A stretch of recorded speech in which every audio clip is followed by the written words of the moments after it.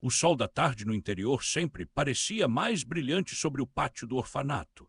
Pedro, um menino de 11 anos com joelhos ralados e olhos que guardavam uma maturidade precoce, corria entre as árvores secas. Atrás dele, Leozito, um vira-lata caramelo de 2 anos, saltava com uma alegria que ignorava a pobreza do lugar. Eles eram um só. Pedro dividia seu pão, sua cama de ferro e seus segredos com Léo. O cachorro, por sua vez, oferecia ao menino a única coisa que ninguém mais ali podia dar a sensação de pertencer a alguém. A poeira subiu alta quando um carro preto, longo e brilhante, estacionou diante do portão de ferro. O silêncio que se seguiu foi gélido. Um casal muito rico, chamado de Casal Andrade, desceu do veículo como se estivessem pisando em um solo contaminado. Eles buscavam um filho, mas não por amor. Precisavam de um rosto angelical para estampar as campanhas de caridade da empresa da família, uma estratégia de negócios para limpar uma imagem manchada por escândalos financeiros. Então, com olhares carinhosos, mas profundamente falsos, convenceram a diretora do orfanato que queriam adotar uma criança por amor e queriam um menino. A diretora chamou Pedro. O menino se aproximou segurando Léo no colo, o coração batendo contra as costelas. Quando o SR Andrade viu o animal, soltou um riso seco e desdenhoso e disse: "Não aceitamos animais na mansão." "Deixe esse vira-lata onde ele pertence", ordenou. Pedro implorou, chorou e se agarrou ao pelo de Léo, mas as mãos frias do homem o arrancaram dali. Enquanto o carro se afastava, Pedro colou o rosto no vidro traseiro. Ele viu Léo correr. O cachorro deu tudo de si, as patas batendo desesperadas no asfalto quente, os latidos sumindo conforme a velocidade do motor aumentava. Por fim, Léo parou no meio da estrada, uma pequena silhueta solitária diminuindo até virar um ponto perdido na imensidão da estrada de terra.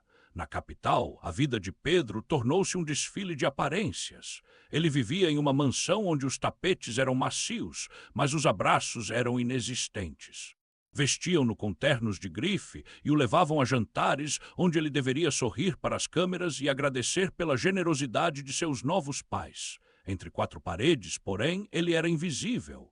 O casal Andrade mal falava com ele, tratando como um acessório decorativo que poderia ser guardado na caixa assim que o evento terminasse. Pedro passava as noites acordado, ouvindo o barulho incessante do trânsito que nunca dormia. Ele sentia falta do cheiro de mato e, acima de tudo, do calor de Léo ao pé da cama. A tristeza o consumia, mas a faísca da rebeldia acendeu quando ele ouviu, por trás de uma porta semiaberta, o SR Andrade dizer que o investimento no garoto já tinha trazido o retorno esperado e que, em breve, poderiam enviá-lo para um internato distante e se livrá-lo definitivamente dele. Nem o orfanato, aquele lixo de onde ele foi tirado, nunca mais saberia dele e que, enfim, ele e esposa poderiam viver sua vida luxuosa na Europa. Pedro não esperou o destino ser traçado por mãos alheias. Naquela mesma noite, ele trocou os sapatos de couro por seus velhos tênis furados. Não levou as joias, brinquedos nem as roupas caras. Levou apenas um pedaço de pão e a lembrança de um latido. Ele fugiu pela janela, cruzando a cidade hostil até encontrar a rodovia que levava ao norte, ao passado, ao seu verdadeiro lar. Foram 2 dias de jornada. Pedro pegou carona na traseira de caminhões, caminhou quilômetros sob o sereno da madrugada e sentiu o medo da escuridão. Mas cada passo o aproximava do cheiro da terra batida. A exaustão era grande, mas a culpa de ter deixado Léo para trás era o combustível que o mantinha de pé. Quando Pedro finalmente avistou os muros descascados do orfanato, suas pernas fraquejaram. O lugar estava estranhamente quieto. Ele correu para o pátio, gritando o nome do amigo, mas apenas o vento respondeu. A diretora o encontrou perto da mangueira velha. Ela tinha lágrimas nos olhos e apontou para o pequeno galpão de ferramentas nos fundos. Lá, deitado sobre sacos de estopa mofados, estava Leozito. O cachorro estava magro, o pelo sem brilho e os olhos quase fechados. Ele não comia desde que Pedro partira. A tristeza havia se transformado em uma doença física que consumia sua vida.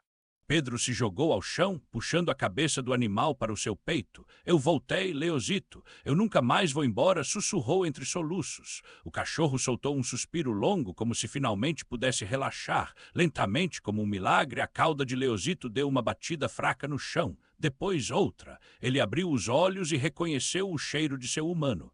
Pedro não voltou para a mansão.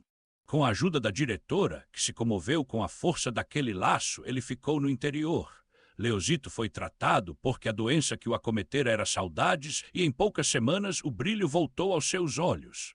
Eles não tinham os luxos da capital, nem o status dos Andrade, mas tinham o que o dinheiro jamais poderia comprar: a paz de quem encontrou o seu lugar no mundo, um ao lado do outro. Se você foi tocado por esta história de amor e cumplicidade, deixe seu like e se inscreva para não perder nenhuma história inspiradora.